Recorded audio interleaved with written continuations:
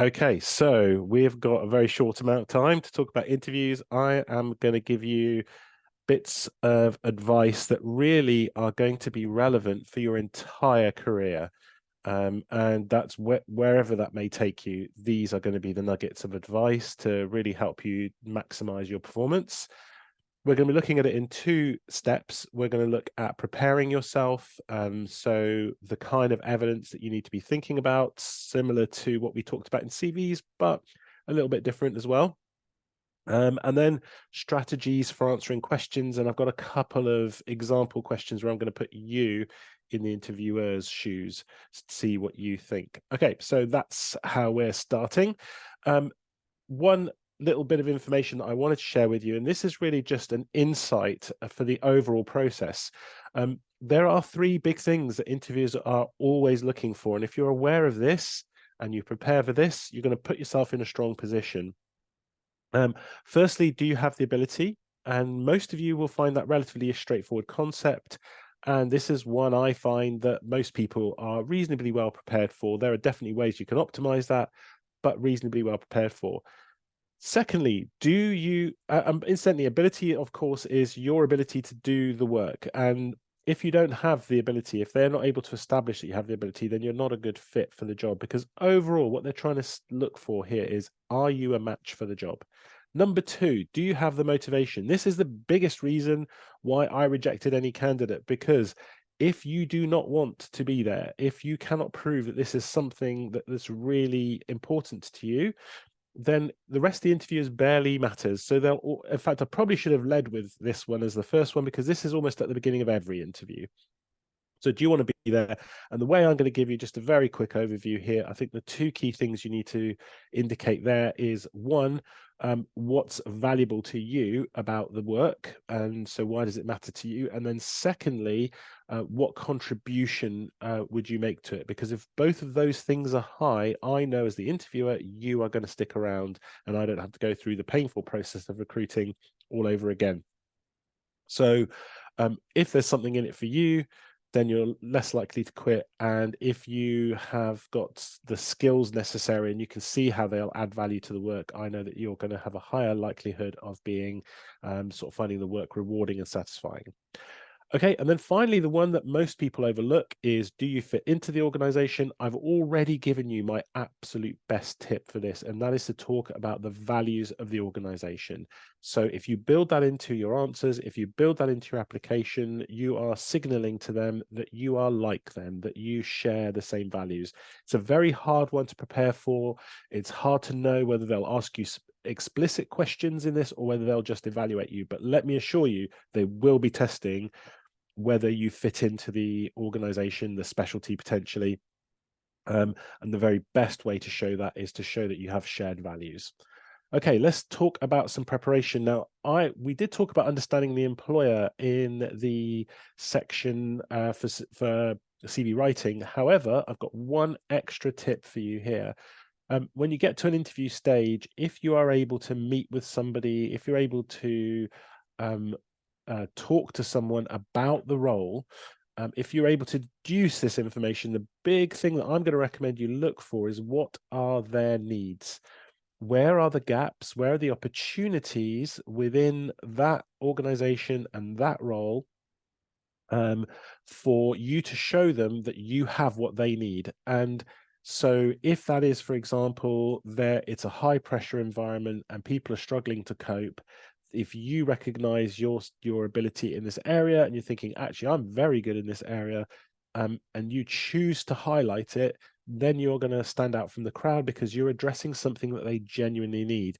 But sometimes they're not going to tell you what those needs are, which is why I'm encouraging you to proactively see if you can find out what those are. So, for example, I might choose to ask somebody, if I had the opportunity to meet them and talk to them about the work, I might ask something along the lines of, is there something that you would like to have more of within the working environment from the kind of candidates you're looking for? So I'm just, in the nicest possible way, I'm not saying, is there something that your current staff are bad at? Is there something that you don't have that you'd like to have? I'm just gently asking the question, is there something that you'd like to have that you don't have enough of right now? So I'm not saying they're bad in these areas, but I'm looking for those opportunities to learn where I might have something that they need, and that will help you stand out. So that's a really top tip. If you could ever get that insight, that really puts you at an advantage. So let's get into putting this together. What kind of things can you prepare to enable you to show off your best self? And the first message I want to get across to you is, how good are you? Now, we're going to do this in two. I've already talked to you a bit about this.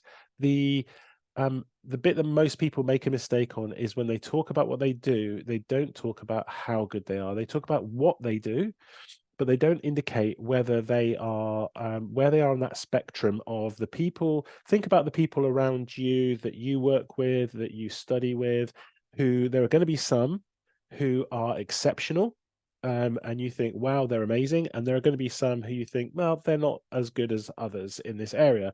And there's a big gap between them. You're all capable of doing the work. You're all capable of showing that you have the knowledge and understanding of how to do the work, maybe even have had some experience of the work. But actually, do you know how good you are? Are you able to communicate how effective you are in a particular area? And this links a bit to outcomes, but it's not just sharing the outcome, it's actually understanding how good that outcome is. So when you look at the range of things that you could share and range of stories you could share as evidence, you're choosing the one that has the highest value to the recruiting organization. I can't stress how important this is, because often people will go for the first thing that comes to mind. So in your preparation, you want to look at multiple examples of the work that you've done, and you want to look at which ones would be considered to be the most exceptional in that area, because the interview is your opportunity to show off the best of yourself. And I use that word opportunity. An interview is not a test. It's an invitation for you to share high quality examples. If you treat it as a test and you just try and answer the questions almost too literally, without doing the background work that I've been talking about, you won't give the very best of yourself. You might still do very well, but you are taking a bit more of a gamble. So I'm giving you the advice which is around how you make sure that you are absolutely maximizing it. So I'm going to just expand. We talked a little bit earlier on about team working. I'm going to switch to communication skills this time, and I'm going to up the ante a little bit here. And what I'm going to ask you is, when we think about sharing our examples, can we tailor those examples so they look like examples that are going to be valuable to that employer? And so I'm going to use specialties as an example here. If you wanted to show off your communication skills to a pediatric role, in the chat box, I want you to sort of let me know what you think would be high value communication skills for a pediatric role. So if you were recruiting for pediatrics, what kinds of communication skills would you be looking for? So I'm trying, you've probably got a range of communication skills, but if you're meeting pediatrics, you want to find something that is relevant to them. So in the chat box, the Zoom chat box, give me a couple of examples of what kind of communication skills you'd be looking for if you're the recruiter in a pediatric role. And the ability to understand that subtlety of, oh, this is the communication skill I want to convey. Here's where I've got a really good example of it. That will allow you to show yourself off to the very best of your ability. So thank you very much, Yin. Convey messages in a simple language. Absolutely.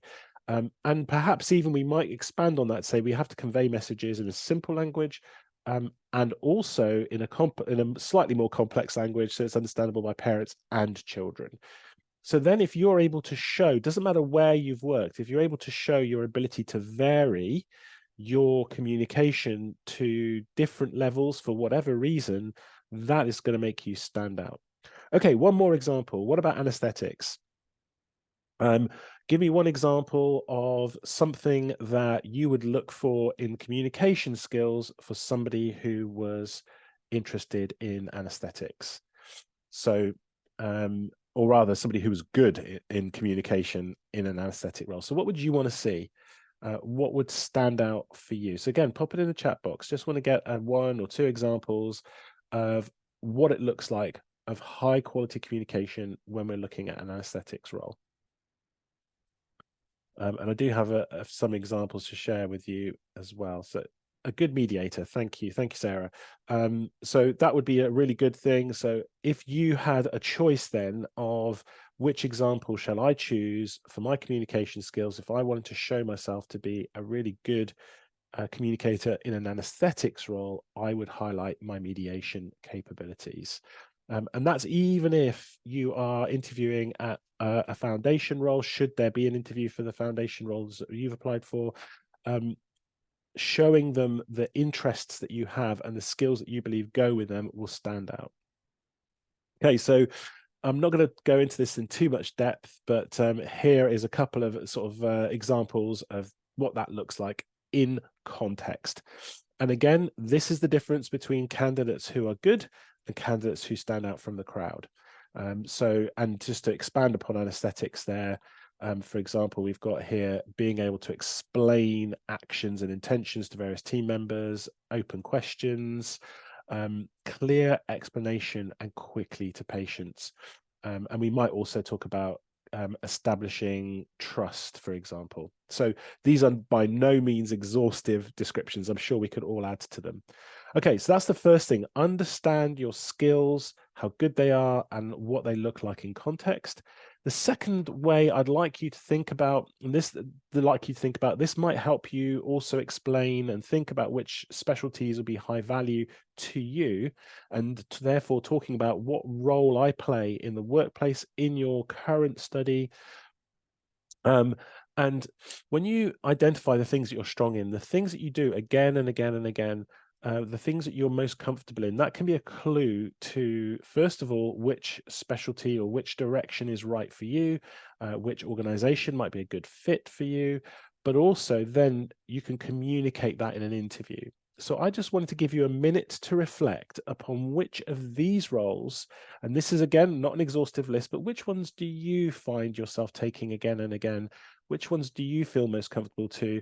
And the development question here is, which roles would you like to develop or spend more time in? Those are ones that you want to enhance. If you're strong in an area, then double down on it.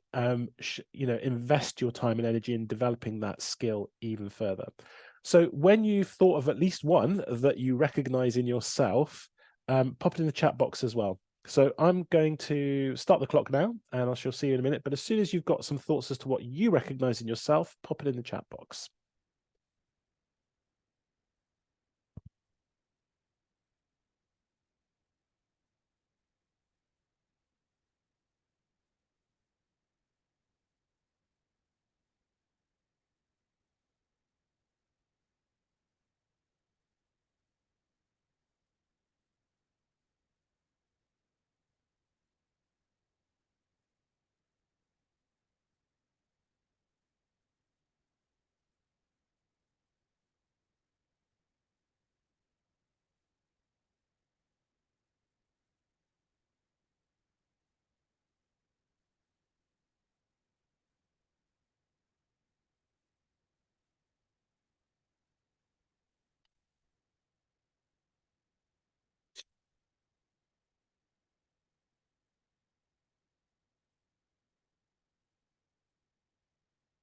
Okay, welcome back, everybody.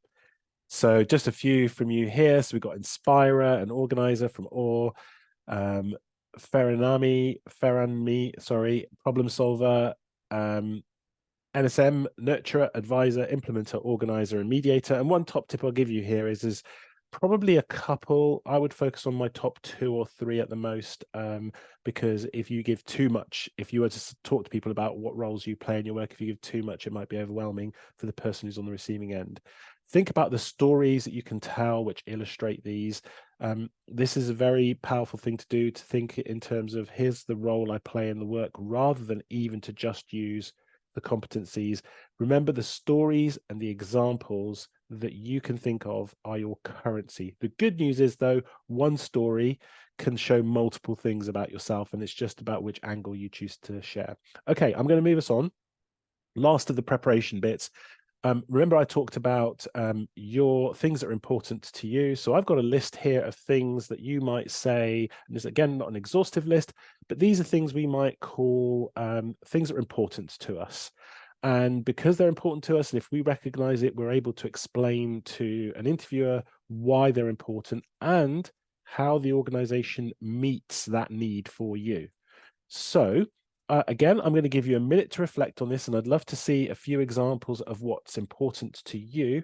Just pop them in the chat box as well. So think about what's important to you. Remember, these are the building blocks that you will use to share really high quality answers. Okay.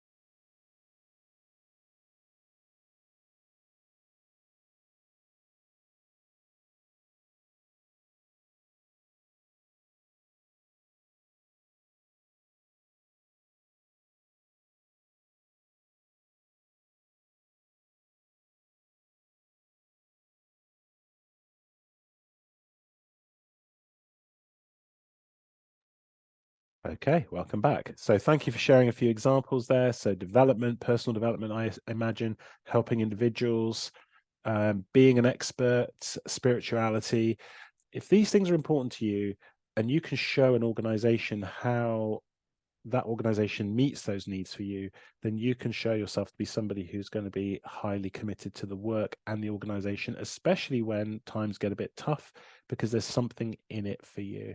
So for me, for example, and we're going to all be a little bit different. For me, fairness is really important. It's a big driver, which leads me to take on leadership roles, and leadership roles even for groups that other people wouldn't want to necessarily lead, because I think everyone should have a fair opportunity to get the very best of themselves, and that then drives the choices I make in my work, and that again might help you choose the direction that you go in. Okay, let's now look at some strategies. I'm going to give you some techniques that will help you answer the types of questions, and I've got a couple of questions for you to listen to have a go with.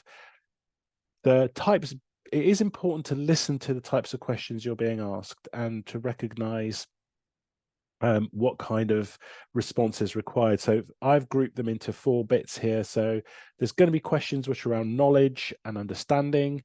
That's yellow here. We're going to have our orange type questions, which are around your motivation, describing yourself, and all of those types of questions are around testing how committed you are to the role and the organization that you're applying to.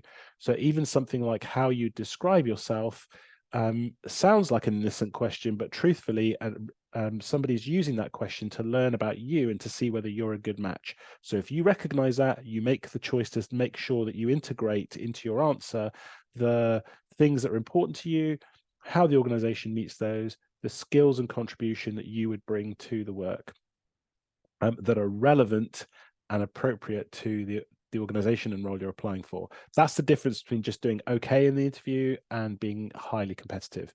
Scenario questions is the type number 3 here. What would you do if?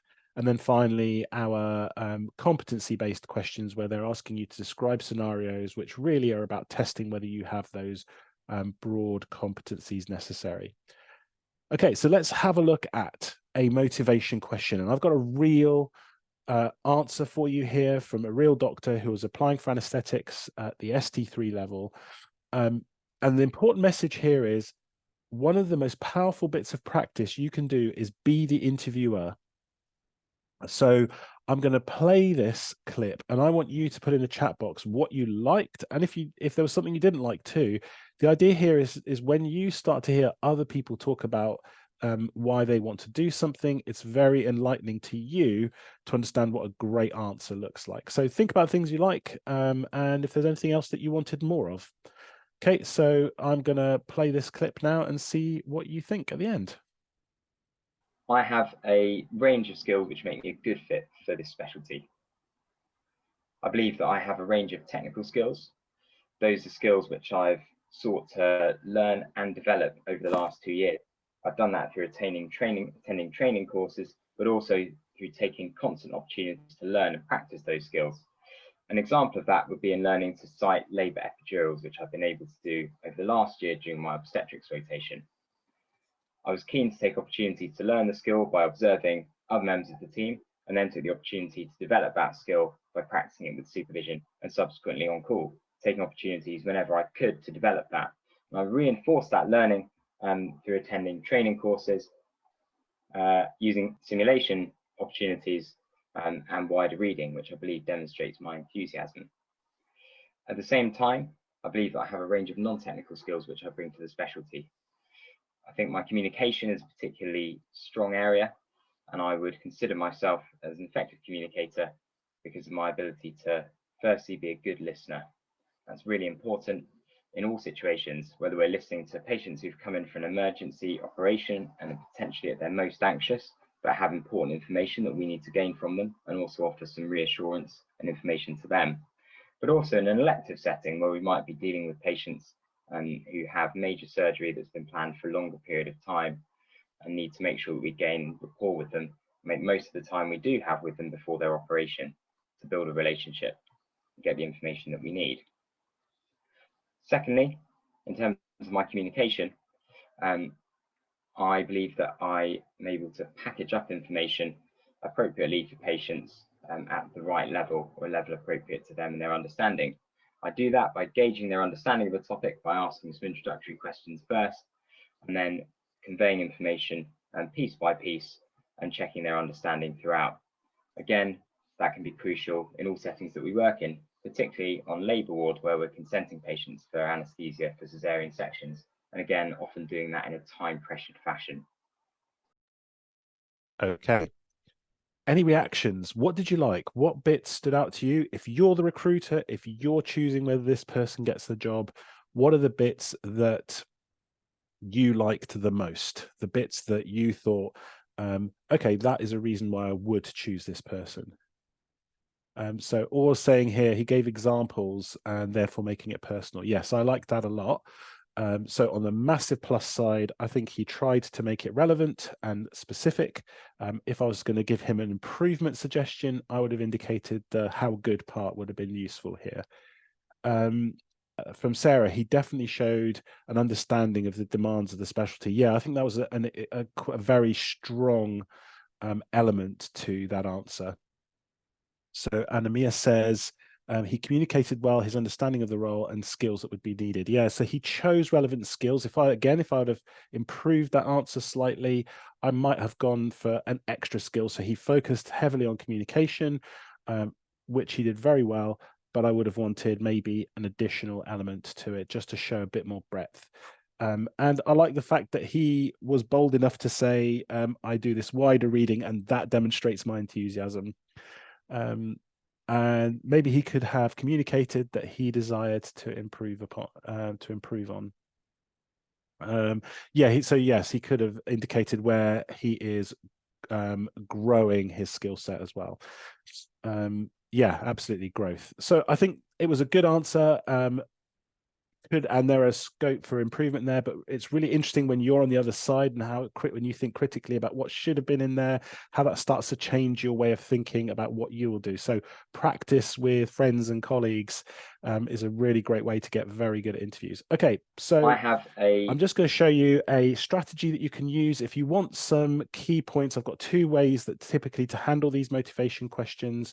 So this one's the most common one you encounter within the medical world. So your clinical background, and this is where you would have included the things like the communication skills, academic interests and achievements, management questions and leadership. Remember the advice I've given you about leadership today. So where are you giving people direction? And personal things that you do outside of the work environment that have relevance to the role that you're applying for. Okay, so I've got a limited amount of time left. So what I'm going to do is I'm going to play you a competency question here. Again, I'd love to get your responses, and then I'll give you a quick run through of the kinds of other strategies that are available to you. Okay, so this one's a bit longer, but as you have any thoughts, please pop them in the chat box. The situation that I think illustrates one aspect or several aspects of how I manage pressure is pressure of a different sort. This occurred when I was on call and covering the intensive care unit. I was looking after a number of patients, one of whom was young, had unfortunately had to undergo a period of mechanical ventilation for a chest infection, but was now clinically much improved. They were awake, they'd been extubated, so they were off the ventilator and generally doing much better from a medical point of view. I was doing my evening ward round at the start of my night shift. The patient, when I saw them, said that they were fine, but I could tell that they looked upset, and I really couldn't reassure myself that that was really the case. I felt that there might be something going on there. At the same time, I felt the pressure of having a number of other patients under my care who I was responsible for, and also the constant possibility of emergencies occurring elsewhere in the hospital that would need my input, and the need to maintain awareness of those, as well as supporting my colleagues in the wider anaesthetic team who are on call elsewhere in the hospital. I managed this by firstly reflecting on the other tasks that I had going on elsewhere in the hospital. Fortunately, at that point in time, I didn't have anything that was directly competing clinical priority. So I did have time to actually sit down for a few minutes with this patient. I also felt the pressure to actually find out what was going on, and I felt that it would perhaps have been a bit of a failing if I'd dismissed them when clearly things weren't okay, or if I perhaps failed to give them the support that they needed at a time when they were clearly vulnerable, having been in hospital for so long and were so clearly upset. I managed this by sitting down with the patient and just giving them a couple of moments to articulate exactly what they were worried about. I made it clear that I was happy to listen to them, and I also spoke to one of the intensive care nurses who was looking after the patient, who was there as another member of the team, who knew the clinical story and had already built up some rapport with the patient. In the course of our conversations, I was able to establish that actually the patient had a period of time that really was a bit of a blur when they'd been in hospital, and they couldn't quite remember, and actually the reality of what had happened and just how unwell they'd been, having previously been fit and well, and was just starting to sink in. They were starting to develop some worries about what the coming days and weeks would entail and what their recovery would look like after they left hospital. I was relieved that I was able to gain this information from a patient, and meant that I was able to package up information for them to try and explain a bit about what had happened, but without inducing, hopefully without inducing excess stress, and to answer a few specific questions they had about the medical aspects of their admission, and that I was able to answer through my experience of working in that area. Ultimately, I felt that remaining calm in that pressured situation enabled me to more effectively do those things. I felt that remaining polite to the other members of the team, for example, the intensive care nurses, and of course the patient, also enabled us to foster an environment where we could have those conversations. Finally, I was able to convey that information with the patient's full awareness to the team who were looking after them the next day, so that they could offer some more explanations and information, and build on the information that I'd already given the patient, with an awareness of just how significant the impact of the submission was on that particular person. Okay, so if you remember the question that we asked here, how do you manage pressure? What did you like about the response that you got? Give me a couple of examples, and then I'll share with you the best way to answer questions that are asking you for examples of your competencies and roles in action. So is there anything that stood out to you that you liked in particular about that answer to that question? These kinds of questions will tend to form the larger part of your interview. So that's why they're particularly important. If there's any responses coming through, I'll tell you the things that stood out for me and what I would have improved. So I like the fact there was a very specific example. I like the fact that he talked about what he did. I liked the way that it showed his compassion and reasoning behind his decisions. And if I was going to improve it, I would have indicated a little bit more about how that sort of illustrative of the strategy that you deploy on a normal everyday basis, rather than just being as sharing that one specific example and probably expecting me to draw conclusions from that, though that would have been very helpful. The situation that the strategy that I would use here for this is a common one. You may encounter one called STAR, which is still very good. This one's slightly better for medicine, partly because the key thing is you start with a little bit of background, but not too much. You share what you personally did. A lot of people use the word we here, and that's risky because they're not employing the whole team, they're employing you. So you need to talk about what you personally did, what your contribution to the team was, if it's a more generic example. This bit of reasoning is the critical bit here. Demonstrate your thinking. And then end result, I've talked to you about consistently people miss out on sharing outcomes. And just to enhance your answering, should you get asked a negative question, should you get asked something that's asking you for where something didn't work out so well, which are entirely possible in the interview process, perhaps where did your communication skills not help a patient? Being able to talk in terms of what did you learn from that experience, that negative experience, and how has that improved the work that you have done since? And that's how you turn one of those negative questions into a sort of ultimately advantageous for you. And the reason they're asking those negative questions is because they want to know a little bit about how well you learn. So one last tip here is your actions, your reasoning should be about 70% of your answer, and that'll give you a good sense of how much to talk, because people have a tendency to give too much background, which we were almost in danger of in that example, but we got past it quickly enough. So just watch out for that. You will give too much background, even though I've told you this. Practice here, listen to other people's answers, and you'll start to understand what a great answer looks like. The only other type of question I wanted to give you a strategy for is a scenario question. The scenario here being you come into hospital one morning and you think that you can smell alcohol on the breath of a peer during hospital rounds on the ward. This isn't the first time that you've thought this. And then asking, now we don't have an example here, but this is just to show you what one of those questions could look like. The strategy that you should deploy is using this SPIES, and this one's very popular within the medical world. So SPIES, which means seek information, think about patient safety. What would you do to resolve the situation? Initiative. Escalate. How did you involve others? And then support. How did you support the individual or the team? And what I would say to you is, in my experience, support gets missed out. So people do a pretty good job of SPY, and then they miss out the S, support's missed off. And then the last thing that I would indicate, if you want to enhance your answer here, is let them know what you would do differently if there are other possibilities in the scenario, because in the previous answer that we gave you, there may be a scenario where somebody was coming to work having been drinking alcohol. On the other hand, it may have been that they smelt of alcohol because of potentially a patient they were working with prior to connecting with you. So perhaps showing them the range of possibilities, the most likely scenario, and then what you might do in other scenarios, just as a sort of summary point. And again, showing that you understand the breadth of possibility is the difference between somebody who does exceptionally well at these answers versus those who don't do so well. The very last tip for you is the power of three.